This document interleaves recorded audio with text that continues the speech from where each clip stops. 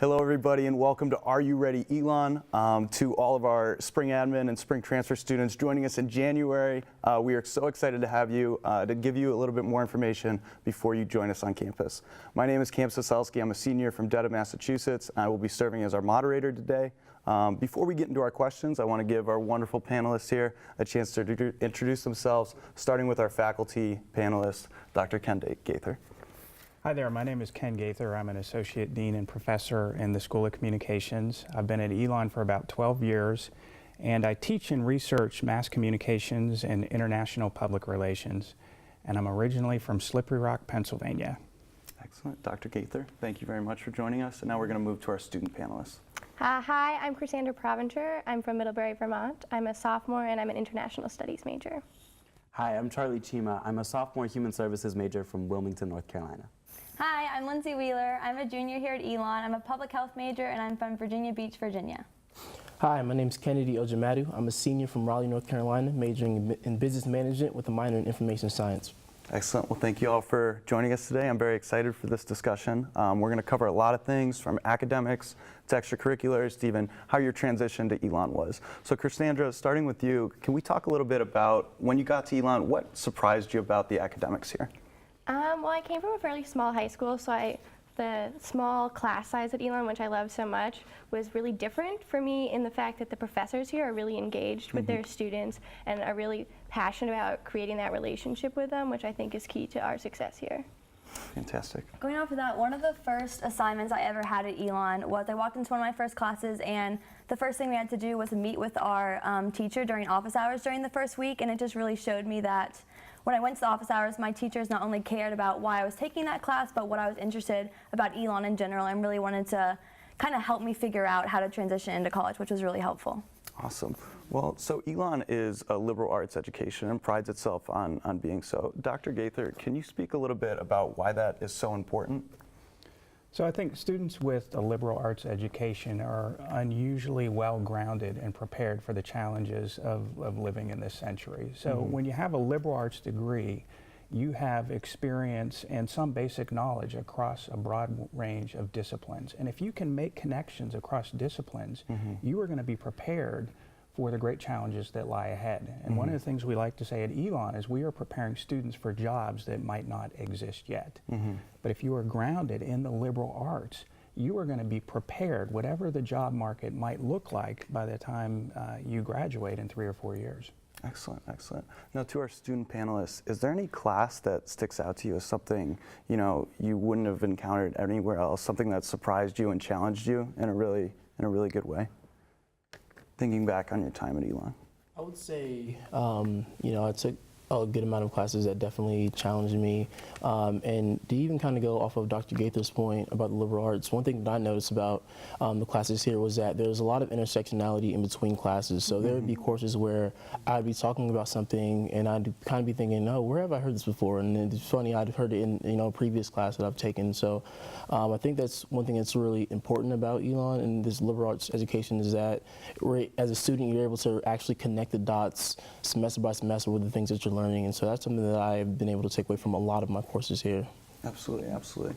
And maybe, what is one way where you have engaged with your academics outside of the classroom? Because a big thing that Elon prides itself on is a holistic view, you know, experiential learning both inside and outside of the classroom. Obviously, you mentioned office hours with teachers is a big thing, and meeting with your professors. But is there any other way? One of the really cool things that I love about Elon is academic service learning courses. So for my major, human services, the intro course actually is an academic service learning course. So as part of the course, you're required to do 40 hours of service outside of class. So I got to partner with the local Boys and Girls Club and go there every week and just hang out with the kids, tutor them, do activities and games with them, and work on different skills, life skills. And that was just an incredible experience where I got to take what I was learning in class and actually go practice it at a location. Yeah. And the cool thing about that class for me was there's so much self-reflection. So you completed the 40 hours, but you didn't just stop there. You got to write papers about it and have class discussions and relate it back to your readings, which I thought was really cool and a unique experience. Yeah, excellent. So we started talking a little bit outside of the classroom. Transitioning now, let's talk about extracurricular activities. Obviously a big part of a college experience. Lindsay, can you talk a little bit about how you got involved with extracurriculars? Yeah, absolutely. One of the biggest resources to me was the org fair, or the organizational fair, which is when there's over 200 student organizations and clubs on campus that come out and kind of advertise what they're about and what they're passionate about, and you just get to walk around. I think it's in the Mosley Student Center.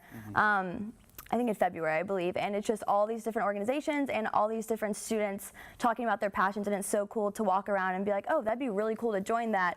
And people often join way too many at first, and then kind of go to the meetings and figure out what they really want to be a part of. Excellent. And you know, even for me, Org Fair was a great opportunity for me to just kind of pursue my interests, even if there were things that I wasn't necessarily sure I wanted to completely commit to. So I remember even my first year, I was just looking for things that possibly interest me. So, International Business Club and things of that nature. And those first couple of weeks, going to those meetings and be able to meet students and get involved outside the classroom were really helpful, because it really allowed me to kind of just spread my wings in the sense of being able to do other things and start to create more connections with students and in my academic and, professional things that I wanted to do as well on campus. Absolutely. We talked earlier about engaged learning, and kind of the offspring of that is engaged students. And I bet if I look at all of you, you're involved in probably too many clubs and organizations. So one of the things we have to do as advisors is really pay attention to not only what is happening in the classroom, but what you're doing outside of the classroom, and making sure you're not stretching yourself too thin, because that's kind of part of the Elon DNA, right, is getting over involved in so many different organizations and sort of diffracting your energy. So we try to work with you and make sure they're kind of channeled in a productive way. And I think a big question for students is how to get involved once you get to campus. Do you all have any tips about how to get involved with these organizations that you're interested in? For me, I was part of Elon's GAP program, so I came onto campus in January at the start of last winter term. And I really struggled with deciding to do GAP because I was so worried about coming in halfway through the year and having people having already formed their friend groups and being seen as an outsider. So I hung out in the common room on my hall for a long time just to try and familiarize myself with the people I was living with. And it kind of sprung from there, and this Elon community welcomed you in so easily, and it was so fluid, and it was really wonderful. That's great to hear. Obviously, with a full slate of classes, extracurriculars, time management also becomes a big issue. Do y'all have any tips or tricks on how you manage your time well and, maintain balance in your lives here at Elon? Sticky notes. Sticky notes? Yeah, and even kind of going off of that, that kind of just answers the question, planning. I think planning is so important, especially as an Elon student who might be very committed to a lot of other things. It's definitely important that not only in your classwork, but also with your student organizations, that you're planning ahead, that you're having meetings and you're just kind of always thinking through what needs to be done, so that you don't end up in a situation where you have a test the next morning and you have a paper to write for another class, and then you're just getting out of the meeting. So you want to just make sure that you're having a healthy balance of all these things, and also just really internalizing all of these things, and so that you're planning ahead and you're not getting behind. And with that, planning time for yourself and making sure that you're not being so strung out between everything that you're doing, I think making sure that you have time for yourself and to do the things that make you happy is something that Elon really promotes in their students, and I think that has definitely helped me with my own planning and my own situations. It's a lesson I'm still learning. Great. So we talked about in the classroom academics, we talked about extracurriculars, so now let's try and bring the two together. Elon has the experiential learning requirement, and you're required to get 2 credits of those before you graduate. Kennedy, can you talk a little bit about how you've structured your time at Elon with those experiential learning requirements? Yeah, so one thing about the ELRs, coming into Elon, knowing about those, they might kind of seem like an overwhelming thing. Oh, these requirements that I have to complete, I don't know how I'm going to do them. But I think that one thing that is important is that just by being involved at Elon, you will kind of naturally immerse yourself in things that will lead you to complete your ELRs.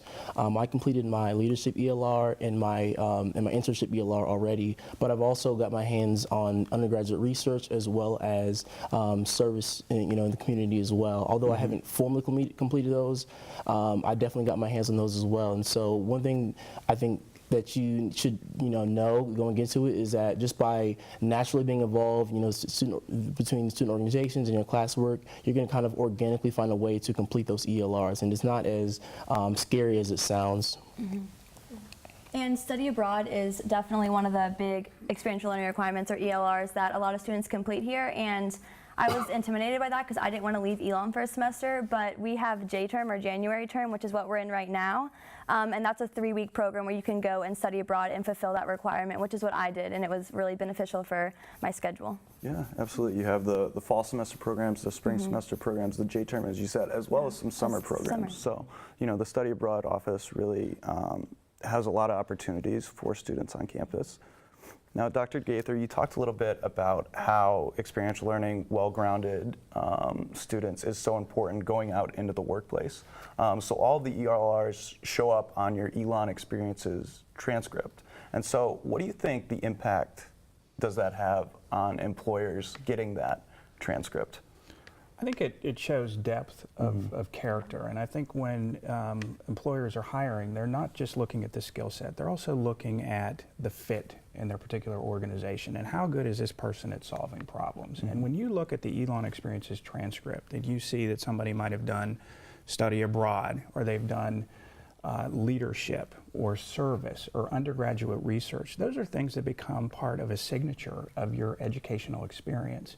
So you don't just bring your GPA that comes from a transcript, you come with this Elon Experiences transcript, which shows the depth of character and who you are. So I think it shows your dimensionality, and it makes you eminently more employable. And these ELRs are really a distinctive part of an Elon education. Because you have to do these ELRs, it's not just the classroom experience at Elon, it's the sum total of all these experiences that really stretch you and push you and hopefully get you outside of your comfort zone and prepare you for the future. Great. So obviously we have all these great things at Elon, all these different things to experience, but we need to get you on campus first. And obviously the transition is also very important. Charlie, could you talk a little bit about your own transition to Elon and kind of what that was like? Yeah, so I actually went to boarding school, so I was kind of experienced with living away from home already. So I was able to quickly figure out how to find friends and actually experience Elon rather than try to figure out how to take care of myself and do my laundry and buy groceries. But I think the most important part of my transition was really, really connecting with the people directly surrounding me. So I lived in an LLC, or a living learning community, and it was so cool to be surrounded by people who had similar interests. And I think a lot of people gain a lot from immediately getting to know others on their hall and connecting with them, because that allows you to branch out and find new things through the people that you're surrounded with. Absolutely. To our other students on our panel, any other tips or tricks that you used in your transition to really find your place here at Elon?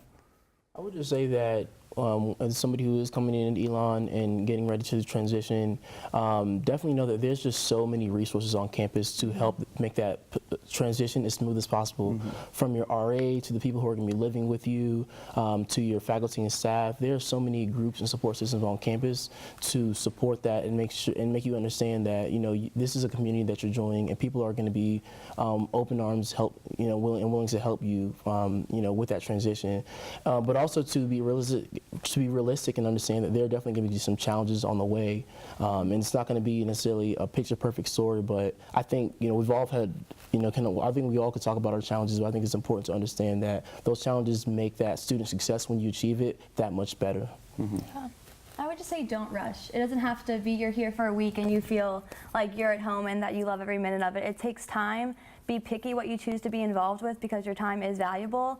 But I think any organization or club that you decide to join at Elon will be rewarding, and you'll definitely grow from it. Great. I think patience is really key, especially if you're coming to Elon in the spring. You might feel like you're coming into a conversation that's already started, right, with all these social structures already in place, but it will come. I think it's part of the Elon environment, and in the classroom, we try to make sure the classroom is really inviting too. So because of our small class sizes, we as faculty members really get to know you as our students.